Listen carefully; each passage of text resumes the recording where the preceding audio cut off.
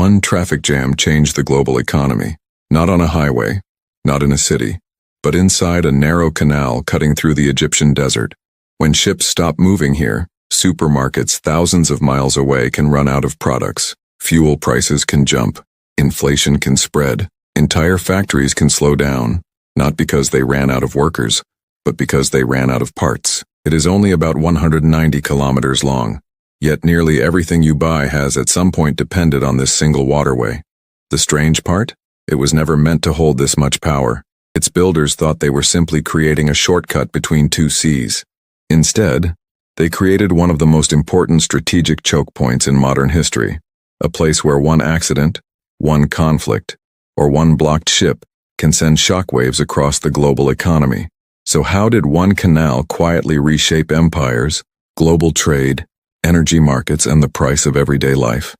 The answer begins long before the first container ship ever sailed through its waters. And once the first domino fell, the world could never go back.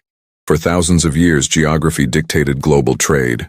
Europe's merchants seeking spices, silk, porcelain, and precious goods from Asia faced enormous distances. Ships rounded the southern tip of Africa, battling violent storms around the Cape of Good Hope before finally reaching markets in India or East Asia. The journey was slow, expensive, dangerous. Every extra week at sea meant more food, more water, higher insurance costs, greater risks of disease, and the constant possibility of piracy or shipwreck. Distance itself acted like a tax.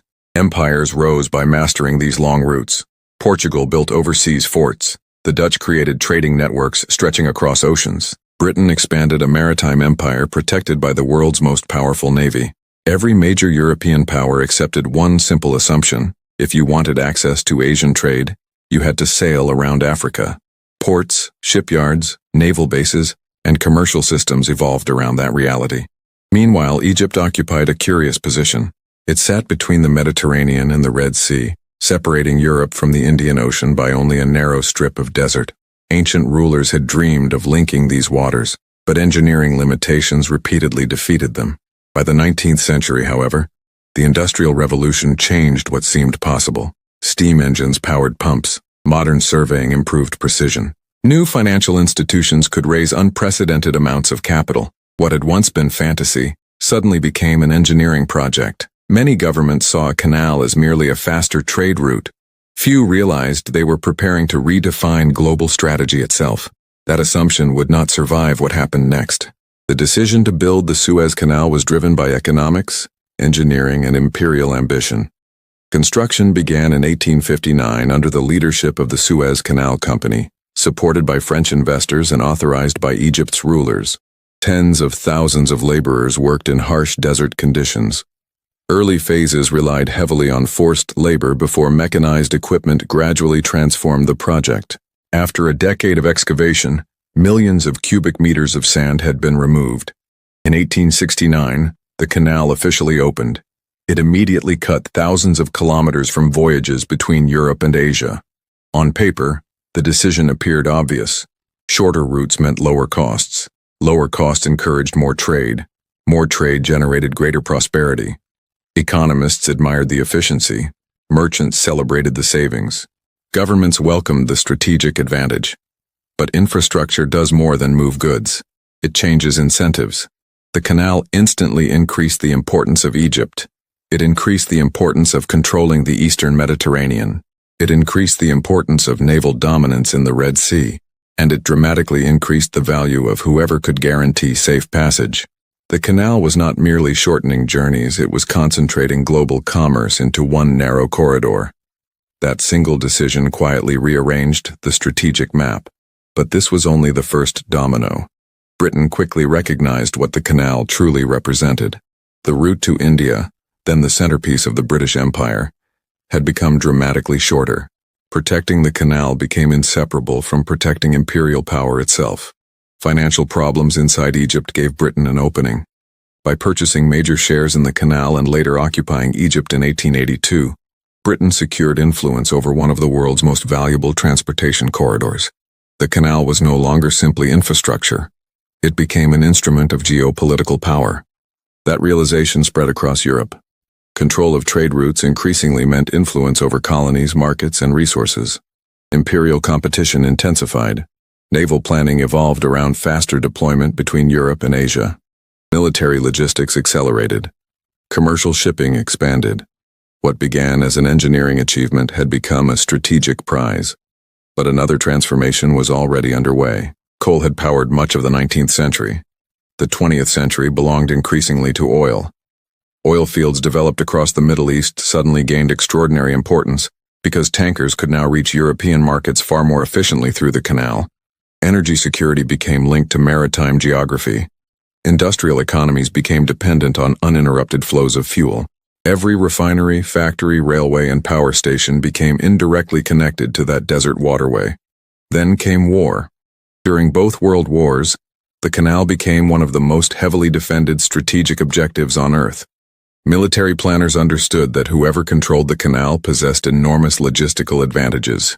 Troops, equipment, fuel, food, everything moved faster. The battles fought across North Africa were not only about territory. They were also about protecting supply lines connecting continents. Once again, geography dictated history. Yet history had another surprise waiting. After the Second World War, colonial empires weakened.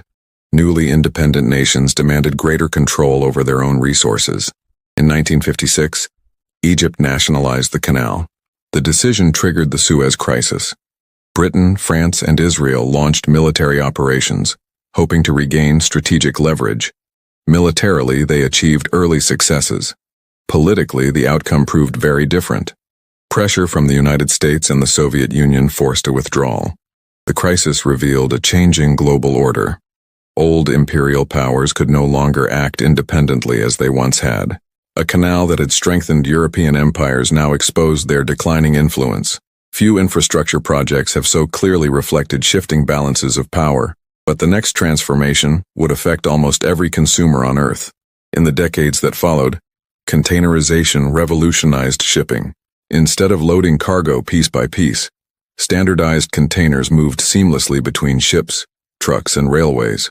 Transportation became dramatically cheaper. Factories no longer needed to sit near customers.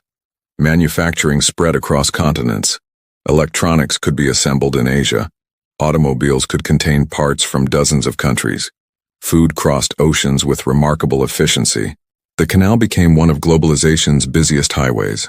Every day, enormous container ships carried clothing, medicines, machinery, chemicals, and consumer electronics through its narrow channel. Global supply chains became astonishingly efficient. They also became astonishingly dependent. Efficiency rewarded concentration. Companies minimized inventories. Factories relied on components arriving precisely when needed. Warehouses shrank. Costs fell. Consumers benefited from lower prices and greater product variety. But resilience quietly declined. The system worked beautifully until something interrupted it. The warning became impossible to ignore in 2021. The container ship Ever Given became wedged across the canal. Traffic stopped. Hundreds of vessels waited. Others rerouted around Africa, adding weeks to their journeys. The blockage lasted less than a week. Its consequences lasted far longer. Manufacturers delayed production. Shipping costs surged. Insurance expenses increased. Ports struggled with congestion long after the canal reopened. A single vessel had demonstrated how tightly connected the global economy had become. The canal's greatest strength, its efficiency, had also become one of its greatest vulnerabilities.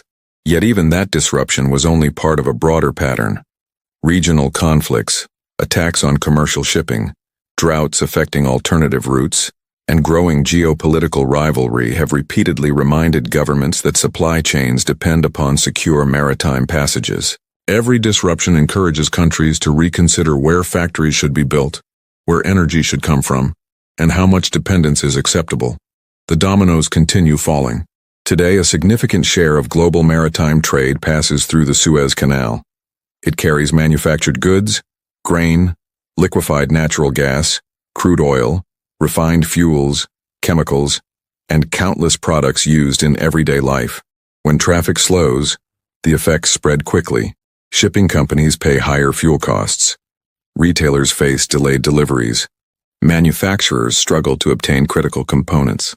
Energy markets react. Financial markets respond. Consumers eventually notice rising prices. Modern inflation is often discussed as an abstract economic concept, but sometimes it begins with something surprisingly physical. A traffic jam at sea.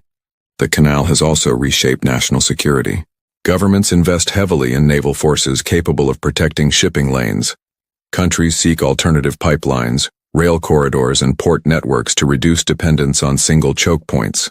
Businesses increasingly rethink supply chains that once prioritized efficiency above all else. Semiconductors, medical equipment, automobile parts, critical minerals needed for batteries and renewable energy. Many still travel through interconnected routes influenced by decisions made more than 150 years ago. The world is now rediscovering something earlier generations understood well. Geography never disappeared. Technology merely changed how we experience it, and the consequences are still unfolding. History often celebrates dramatic battles, famous leaders, and decisive speeches. Yet some of the most powerful forces shaping civilization are far quieter. A canal, a railway, a port, a bridge, infrastructure, changes incentives. Those incentives reshape trade. Trade reshapes political power. Political power reshapes the global economy. The builders of the Suez Canal hoped to shorten voyages. They could not have predicted container shipping, globalized manufacturing, worldwide supply chains, or 21st century inflation, driven partly by disruptions in a narrow waterway. That does not mean history follows a predetermined path.